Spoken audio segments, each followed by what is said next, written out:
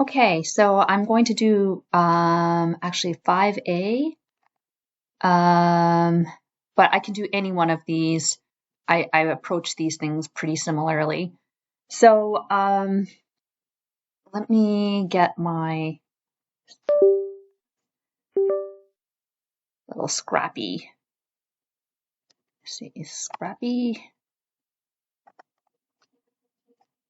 here.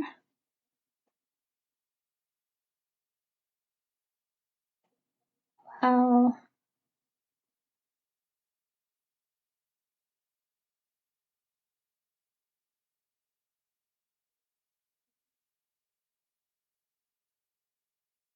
Okay, there we go. So I'm going to do this particular one here. And how do I look at that? Well, I actually was different than most kids. I didn't memorize things. In fact, I couldn't even remember what my mom told me 2 seconds ago, Grandma. So I would just memorize one thing and then derive everything else. So even as a high school kid, I was different. But the only one I really memorized out of trig identities was this one. Cosine squared theta plus sine squared theta is equal to 1. That's the only one I memorized. Now, we have a problem that we were supposed to do something with secant and tangent. And the way I would get the other identities is I would just divide through. I remember that sine squared, or sine over cosine, is equal to tangent. And so I would take this particular equation up here that I just starred and divide through by cosine squared so I get a tangent involved. So I'm going to take this particular thing, star, and divide through by cosine squared. Oops. Thank goodness for an erase button.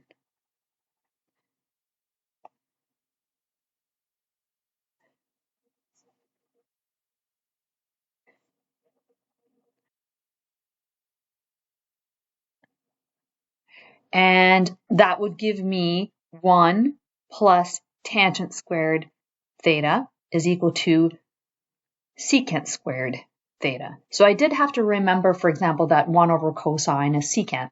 The way I remember that is it's the opposite of what I think it should be. The c in cosine makes a cosecant, or secant, not cosecant. That's kind of how I remembered it. So now I have a new identity, and here's my new one right here. And I'm going to use that up here in my 5A. So the first thing is that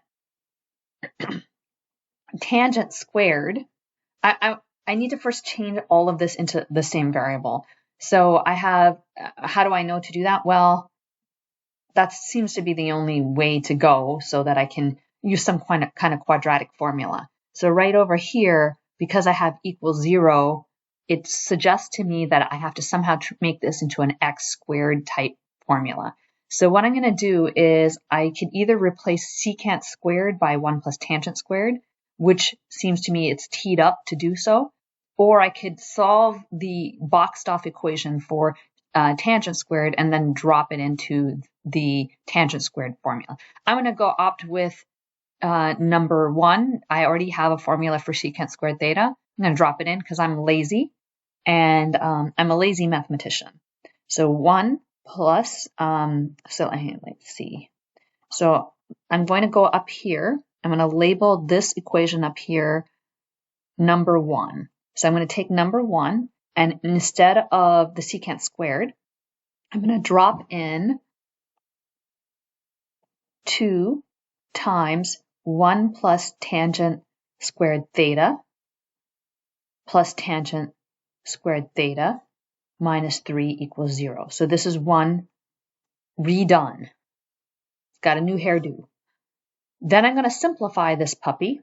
So that's going to give me 2 plus 2 tangent squared theta plus tangent squared theta minus 3 is equal to 0. And that gives me a 3 tangent squared theta. and a 2 minus 3 gives me a minus 1 is equal to 0. And now I'm going to solve for tangent squared.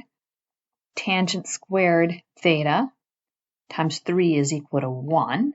And then tangent squared theta is equal to 1/3. All right, now how do I solve that piece?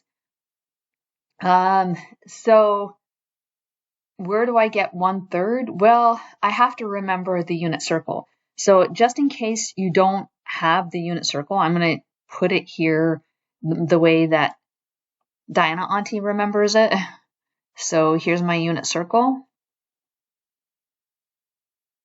And my 45-degree line right here, that's pi over 4. This is pi over 2. This is 0. And I kind of remember some things across this. I just draw the first quarter of the circle because that's usually what I need. I can get you the rest of it if I have to. But I know that the positions here are over 1 on the x-axis, nowhere on the 0 on the y-axis. So here, this is cosine. The cosine is 1 of 0 is 1, and sine of 0 is 0. Here I have, they're the same. So I remember that this is square root of 2 over 2, square root of 2 over 2. I did have to remember something. Here I know that this is y equals 1 and x equals 0. And then over here, these two are the ones that we forget often. I know that the way I think about it is pi over 6, this is pi over 6, because if I'm really breaking up the unit circle into pieces, and halfway around is, I'm chopping it into pieces, dividing by 6 is smaller than dividing by 3, so this is the bigger angle. And over here, I've gone further on the x-axis than I have on the y-axis. Square root of 3 over 2 is longer. So this is square root of 3 over 2, and this is 1/2.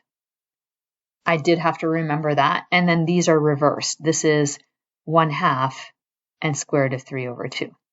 And now the question is, where do I get a third from? Well, remember that tangent theta is equal to sine theta over cosine theta.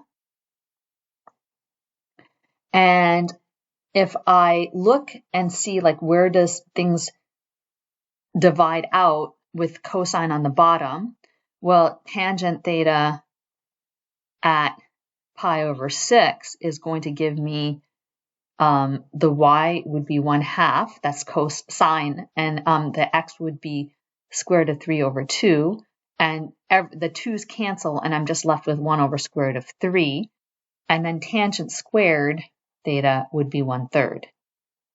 So if I go back, I was setting myself up. Where does theta give me a 1/3? Well, it gives it to me at theta is equal to pi over 6. Now, if I go back and look at your question,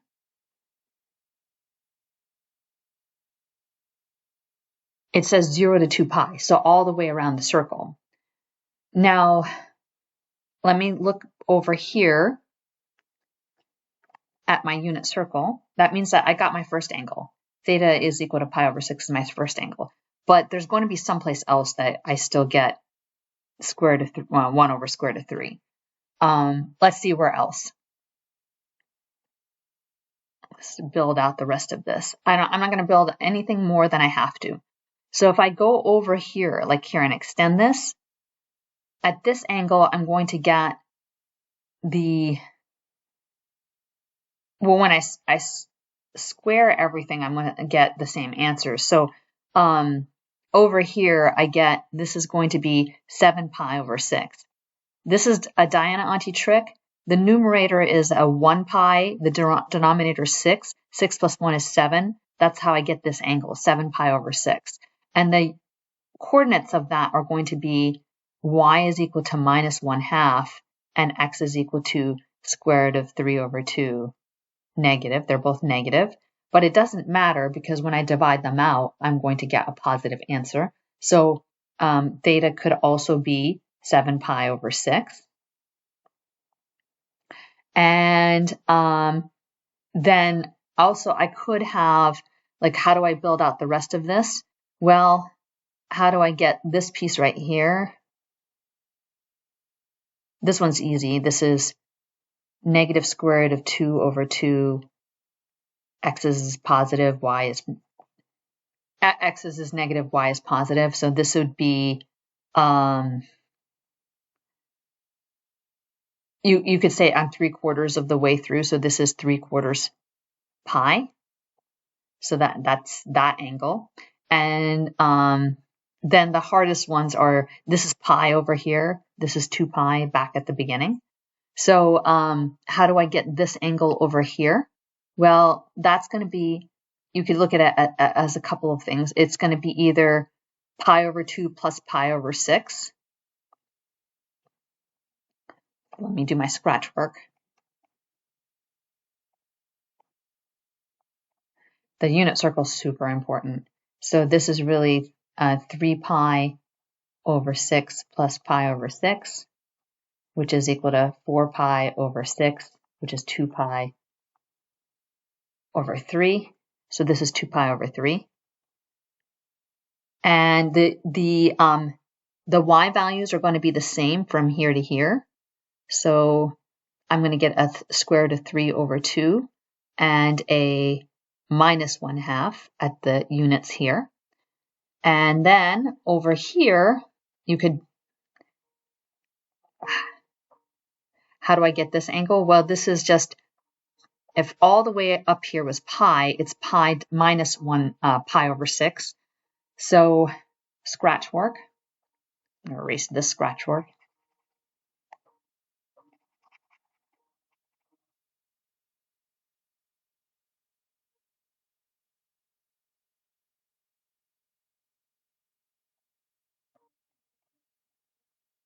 Six over 6 pi minus 1 pi over 6 is 5 pi over 6. So this is 5 pi over 6 right here.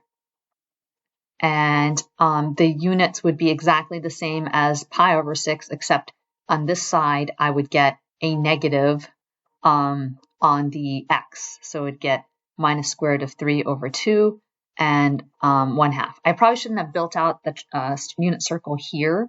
I should have done that as a standalone video. But if you don't have you need the unit circle so that you can fill in these answers.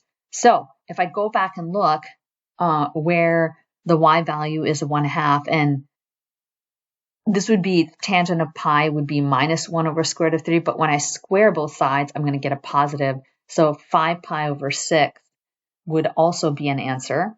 And then if I extend this, I can use the same trick that I had before, that this is going to be 6 plus 5 is 11. 11 pi over 6 is another answer.